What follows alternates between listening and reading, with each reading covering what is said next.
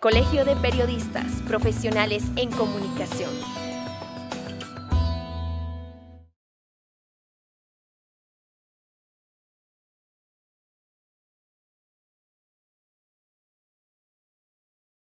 Cuando uno ve la desigualdad salarial, siempre van a salir que los salarios de los funcionarios públicos son una fuente de desigualdad. Y eso está bien en el sentido de que general más del 50% de los empleados en el sector público son profesionales. Eso te lleva a una escala salarial mucho mejor, más técnica, más capacitada, que si usted ve el sector privado como un todo. Entonces nosotros siempre hemos dicho que la comparación público-privada no se tiene que hacer en un solo grupo, porque tenemos un grupo de sector privado que emplea más del 85% de los ocupados de este país versus un 15% del sector público. Entonces ya por ahí estamos empezando con una comparación que no se puede hacer así per se, sino que cuando ya uno analiza, por ejemplo, el sector profesional privado versus el sector profesional público, ahí se da cuenta que las brechas no son tan grandes. Entonces, obviamente, digamos, cuando uno hace estas comparaciones, los salarios de los empleados públicos siempre te van a salir como un disparador de la desigualdad. ¿Qué es lo que tenemos que tratar? No es bajar los salarios de los empleados públicos, lo que tenemos que tratar como sociedad y como país es mejorar las condiciones de ingresos del sector privado, porque dentro del sector privado tenemos un grupo que le va muy bien, un grupo profesional, y tenemos la mayoría que son empleados, digamos, que no se les respetan las garantías laborales, no se les respeta el salario mínimo. Ahí tenemos todos los que son trabajadores por cuenta propia, todo el sector informal, y eso es muy difícil que se pueda generar una política, digamos, porque no dependen de un patrono, o sea, no puedes mejorarle las condiciones. Mucha gente está autoempleada, digamos, buscan algún mecanismo, algún medio para lograr generar ingresos porque no tienen otra opción de empleo.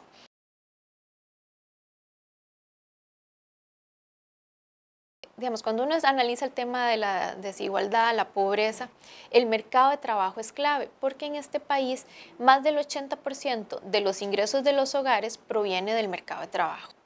Costa Rica ha mejorado en su perfil laboral, digamos, tenemos más profesionales, tenemos más empleados administrativos, tenemos más ocupaciones técnicas y eso está muy bien. Y eso, digamos, ha hecho que también las clases obreras disminuyan. ¿Qué es el problema? Que eso se ha dado de manera muy abrupta y no ha habido como una transformación productiva de manera tal que el perfil de las personas se adecue a la nueva estructura productiva. El sector más capacitado, de mejor perfil y muy vinculado sobre todo a tecnología, son los que están mejorando, digamos. Entonces tenemos un crecimiento de los ingresos de ese sector y tenemos un grupo muy grande de personas que están estancadas, que son los trabajadores no calificados.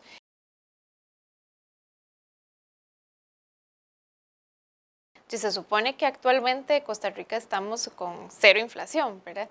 Pero eso no se refleja en la capacidad adquisitiva que tiene la población y eso de cierta forma se explica por el estancamiento de los salarios, ¿verdad? Entonces, aparte de que tenemos problemas de incumplimiento de garantías laborales, digamos, el pago del derecho al aguinaldo, el pago del derecho a un seguro social, a vacaciones pagas, digamos, tenemos un problema de garantías laborales, un problema de incumplimiento del salario mínimo.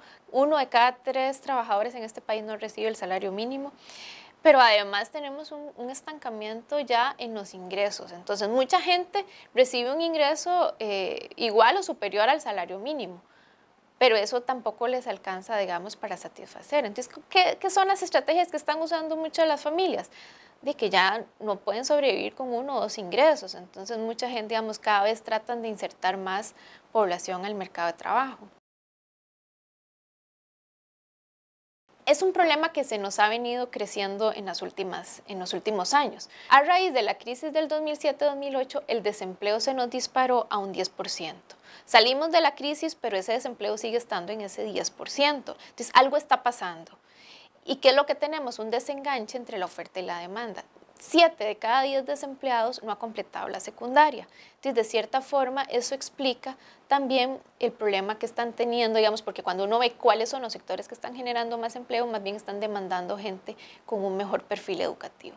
Aquí el problema es que no tenemos mucha información por el lado de la demanda de empleo. ¿Qué quiero decir esto? ¿Qué es lo que los empresarios, qué es lo que el sector privado está demandando y qué perfil? Entonces, digamos, tenemos una oferta académica que se ha mantenido más o menos estable en las últimas décadas y no se ha adaptado mucho a este nuevo dinamismo, digamos, que tiene el sector productivo.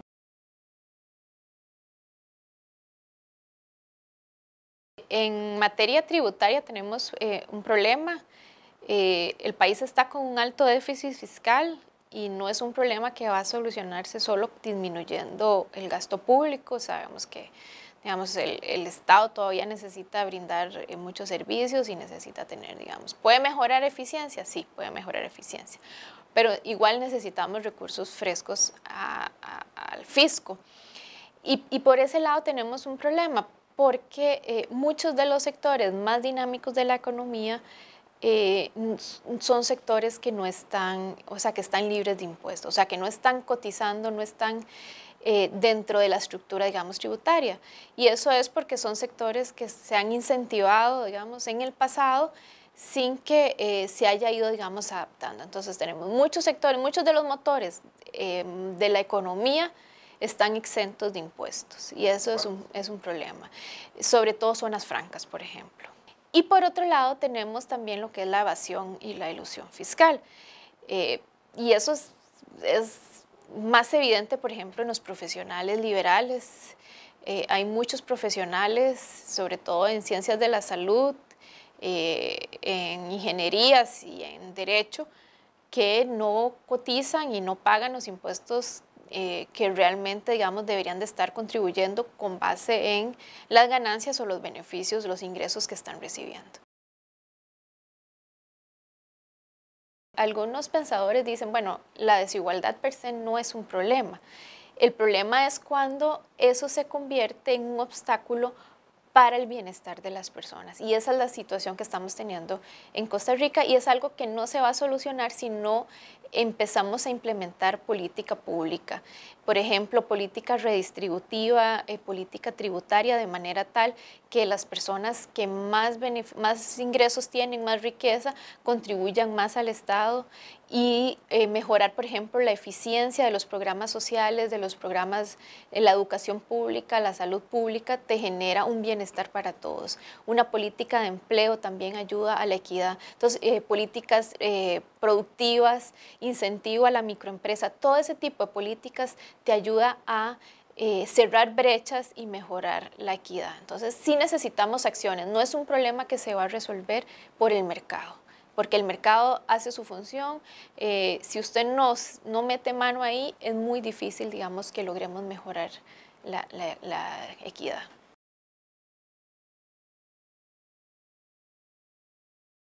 Manteniendo, digamos, las fuerzas del mercado, no se esperan cambios importantes si no se actúa sobre ellos. Y de ahí decimos que es muy posible que las tendencias en materia de desigualdad, en materia de pobreza y en materia de empleo se mantengan similares si no actuamos. Y eso es un problema y eso es desalentador, porque eso se refleja al final en el beneficio, en el bienestar de la gente. Yo creo que es clave una política de empleo y una política de empleo que tenga dos focos fundamentales. Una es las mujeres. Es importante incentivar el empleo de las mujeres. Menos de la mitad de las mujeres en edad económicamente activa está trabajando y eso pasa por resolver el tema, por ejemplo, del cuidado. Muchas de ellas no se insertan al mercado de trabajo porque tienen otras responsabilidades y el ingreso que les ofrece el mercado de trabajo no les alcanza, digamos, es un costo de oportunidad muy alto, entrar a trabajar por un salario mínimo o menos del mínimo que no les compensa, digamos, todo el tema del cuidado que tienen que pagar en el sector privado. Entonces, por un lado, incentivar el empleo femenino, mejorar las garantías y por otro lado, generar fuentes de empleo, sobre todo en empleos no calificados y de calificación media. Ahí es relevante, digamos, todo ese tema. Y de ahí, y eso pasa por alianzas público-privadas. Entonces creo que una política de empleo es clave, digamos, en estos momentos, porque eso incide directamente en el bienestar de las familias. Colegio de Periodistas Profesionales en Comunicación.